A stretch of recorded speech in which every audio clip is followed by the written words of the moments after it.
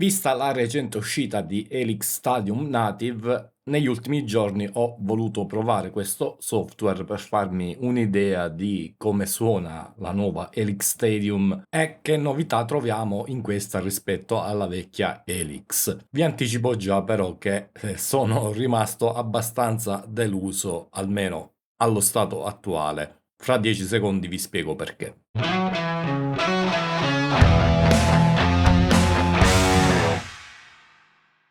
Non starò qui a dilungarmi su tutte le nuove features di questo hardware barra software, anche perché sicuramente l'avrete già viste in centinaia di altri video, quindi non mi pare il caso di andare a vedere ogni singolo particolare. Più che altro mi concentrerò su quelle novità che reputo un po' più interessanti, alcune delle quali sicuramente sono benvenute, altre invece mi hanno lasciato un po' così così. Cominciamo intanto dalla parte grafica. Rispetto al vecchio Helix Native e al vecchio editor di Helix, le novità non sono tantissime, nel senso che comunque come aspetto generale l'interfaccia somiglia abbastanza a quella vecchia. Ci sono alcune novità, come ad esempio la possibilità di visualizzare le manopole anziché gli slider. Sono organizzati un po' meglio gli amp e gli effetti, nel senso che da queste iconcine, ad esempio, fra gli amp possiamo andare a selezionare quelli nuovi, diciamo, quindi quelli cosiddetti Agoura, sono divisi tra ampli da chitarra e ampli di basso. In realtà non tutti nella lista sono ancora Agoura, ma soltanto, se non ricordo male, 17 di questi. Gli altri invece sono identici all'Helix. E poi troviamo anche le versioni Legacy di questi amp in queste altre due icone. E infine poi c'è l'icona Proxy, che è quella che ci consente di caricare le catture proprietarie di Line 6. Un'altra novità sicuramente benvenuta è che adesso nella catena effetti si possono aggiungere più split per ogni linea di segnale, e questo va a togliere un po' quella che era la limitazione principale del routing di Helix, perché in quel caso si poteva fare un solo split per linea di segnale e quindi avere sostanzialmente due linee in parallelo fino all'uscita. Adesso invece sulla stessa linea ne possiamo creare anche più di una. Basta andare a fare questo, add split. Se vogliamo ritornare nella linea principale, aggiungiamo merge e poi possiamo anche spostare dove vogliamo e inserire i blocchi che vogliamo in questa sezione parallela. Forse non è ancora ai livelli della griglia di Fractal, però devo dire che già questa modifica consente di avere tanta libertà in più nel collegamento dei vari effetti. Tra l'altro adesso in ogni linea si possono posizionare 12 blocchi e non più 8. Per il momento, a parte quei pochi ampli già convertiti, rimodellati con i nuovi algoritmi, tutto il resto è praticamente identico alla vecchia Helix. Tutti gli effetti al momento sono uguali, e qua diciamo arriva un po' la prima delusione, perché sì, è vero che ci sono tante funzionalità in più non strettamente collegate però col processamento della chitarra, ad esempio la modalità che consente di controllare uno show intero praticamente mandando messaggi MIDI alle luci e così via, la funzionalità di stem splitter, l'avere una sorta di DAW a bordo della macchina, ok. Quelle sicuramente sono cose interessanti, però al momento, diciamo di nuovo rispetto alla vecchia Helix, vedo un po' pochino, perché comunque su una macchina da 2000 euro mi sarei aspettato quantomeno di vedere rifatti o comunque aggiunti nuovi effetti. Sicuramente magari questi arriveranno in seguito con degli aggiornamenti, però parlo ovviamente dello stato attuale e di quello che vedo in questo momento. Tra l'altro poi tutte queste cose di contorno valgono per la macchina ma non valgono per Helix Native, e quindi in questo caso, nel caso del software, le uniche novità sono quelle che vi ho già elencato. Purtroppo per creare le catture c'è necessità di avere la pedaliera hardware, quindi non si possono creare col solo Helix Stadium Native, e di conseguenza non potrò testarle. L'unica cosa che potremo provare sono appunto i nuovi ampli Augura, e vi anticipo anche qua che anche questi mi hanno deluso abbastanza, perché a livello di suono non sento chissà che miglioramento rispetto a vecchi modelli, e secondo me ci sono ancora gli stessi difetti che facevano sì che gran parte dei modelli di Helix di Line 6 non mi entusiasmassero per quanto riguarda il suono. E adesso vi farò sentire alcuni esempi per rendere meglio l'idea, facendo un confronto con la mia FM9 e anche con qualche profilo NAM. Così vi spiego un po' quello che sento. E cominciamo a farlo andando a sentire quello che è l'ampli che conosco meglio, perché è quello che ho usato per tanti anni prima di approdare al digitale, ovvero l'iVat. Questo a mio parere sulla vecchia Helix è uno dei modelli che suona peggio. Non so se è perché magari appunto lo conosco bene e quindi riconosco subito i difetti della simulazione, ma fatto sta che a mio parere almeno la simulazione della Helix era davvero lontana dal suono dell'ampli vero. Speravo che con Agora fosse stata migliorata notevolmente la simulazione di questo ampli, ma devo dire che purtroppo non è così. In un certo senso l'hanno migliorata perché quantomeno adesso si possono selezionare i due canali normal e brilliant o bright, in questo caso viene chiamato qua, e anche ponticellare selezionando jumped. Ma al di là di questo continuo a sentire un po' tutti i difetti che sentivo anche sulla vecchia Helix. Come riferimento prenderò questo profilo che è stato creato da un mio amico e l'ho aiutato anche a crearlo, quindi so che è stato fatto per come si deve, so come erano posizionati i controlli e soprattutto so che è un profilo di un amplivero e non magari di un altro modeler spacciato per ampli reale, come purtroppo spesso accade su Ton 3000 con i profili condivisi dagli utenti. Comunque sentiamo questo e poi vi faccio sentire Helix con i controlli settati nello stesso modo.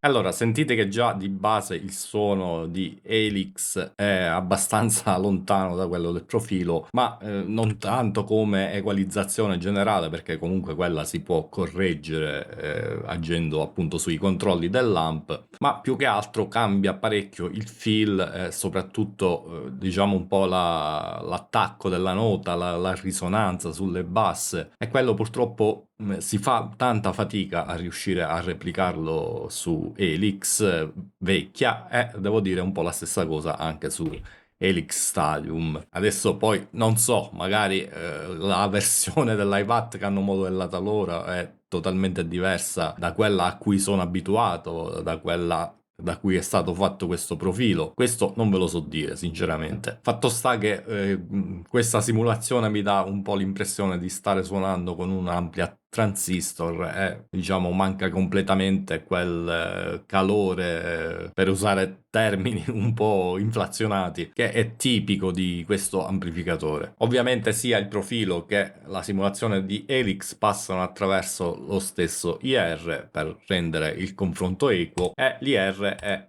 eseguito dalla mia FM9. E a proposito, andiamo a sentire anche come suona la simulazione dell'FM9.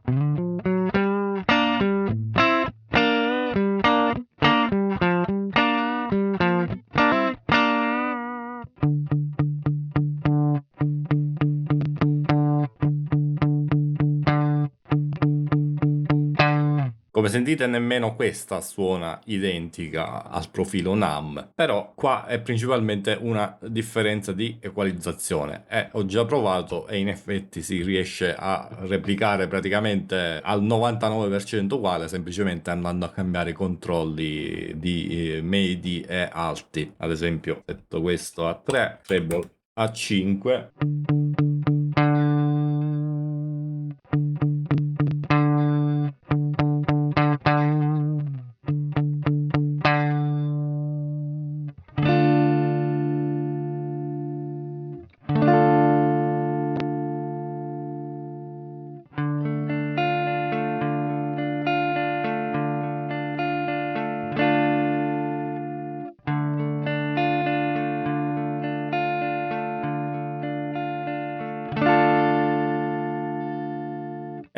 già suona molto molto vicino, magari c'è forse una leggera differenza di gain tra le due, però diciamo al 95% siamo lì. Con Helix invece mi risulta quasi impossibile fare la stessa cosa, ho provato un po' tutti i controlli ma non c'è verso di ottenere lo stesso feel.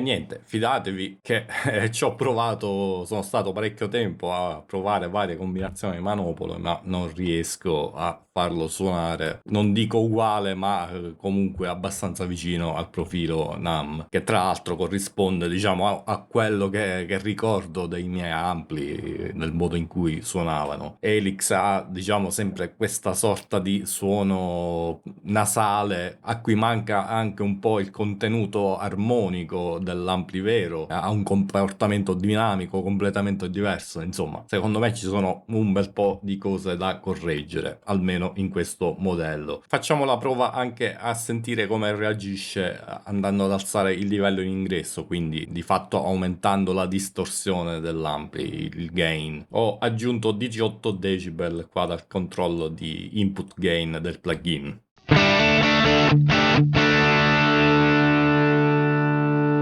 Facciamo la stessa cosa anche su NAMM e su FM9.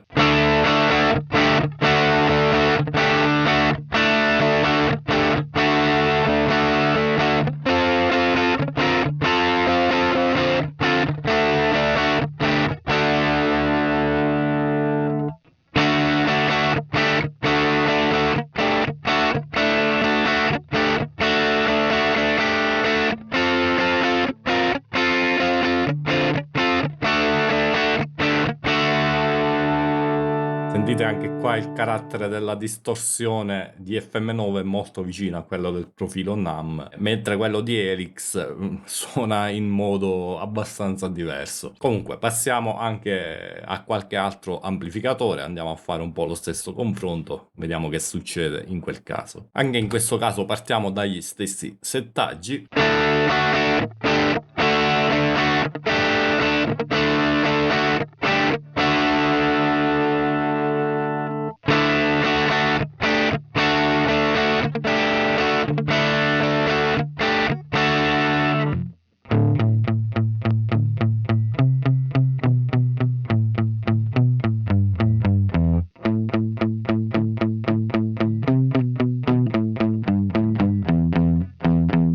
Allora, come suono in generale è un po' più vicino adesso rispetto a quello dell'FM9, ma c'è sempre un po' la stessa differenza a livello di dinamica. Se ci fate caso, l'attacco delle note di Helix è molto più presente e percussivo rispetto invece a quello di FM9, che è più dolce e più controllato. Ed era un po' la stessa cosa che succedeva anche con Live quindi anche qui presumo che sia un difetto, tra virgolette, delle simulazioni di Helix, che che non sono fedelissime. Ora, sicuramente con questo commento riceverò la mia dose di insulti e critiche nei commenti, però questo è quello che penso io personalmente. Di modeler plugin ne ho provati tanti negli ultimi anni e secondo me la INSX è una delle aziende che è rimasta più indietro sotto questo punto di vista. Per molti versi trovo più convincenti le simulazioni, ad esempio, del Nux Amp Academy che avevo fino a poco tempo fa. Ovviamente ciò poi non significa che faccia schifo l'Helix, nel senso, essere fedele all'amplivero non significa che non si possano tirare fuori dei bei suoni comunque. Però, insomma, quello che dicevo all'inizio, mi aspettavo sinceramente un po' di più da questa nuova versione, mentre al momento secondo me non c'è il salto generazionale che veniva pubblicizzato. E per sottolineare questo punto vi faccio sentire anche un confronto tra i modelli nuovi di Helix e quelli vecchi dello stesso ampli. Questo è Live at Agora. L'ho impostato sul canale Bright perché il vecchio modello modella soltanto il canale Bright, appunto, e quindi facciamo un confronto alla pari.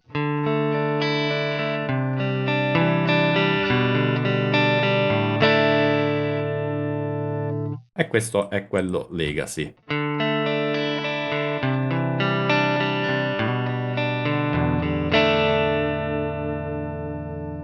Sentite che la differenza è minima tra i due modelli. Vi faccio sentire anche la Plexi.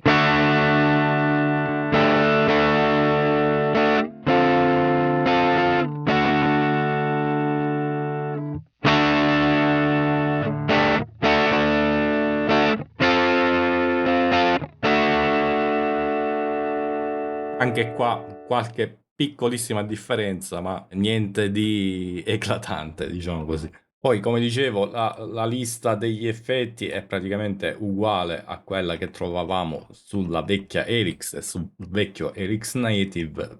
Potete fare il confronto e vedrete che troverete esattamente gli stessi effetti, anche se organizzati in modo un po' diverso. E insomma, che dire, per me questo Helix Stadium Native è bocciato. Mi dispiace, cara Line 6, ma al momento quello che offre questo plugin rispetto alla vecchia versione non giustifica la spesa, per quanto mi riguarda. Quando ho visto l'uscita del plugin ero tentato di fare l'upgrade perché già possiedo la licenza per Helix Native e quindi con $99 potrei appunto fare l'upgrade alla versione Stadium, ma considerando la prova del demo e lo stato attuale, mi sa proprio che non lo farò. Magari aspetterò per vedere un po' lo sviluppo. Sono sicuro che comunque Line 6, come ha promesso, porterà avanti lo sviluppo sia degli hardware che del plugin per 10 anni e quindi sono sicuro insomma che arriverà anche tanta roba nuova e chissà che non aggiornino e migliorino anche gli effetti e le simulazioni di ampli,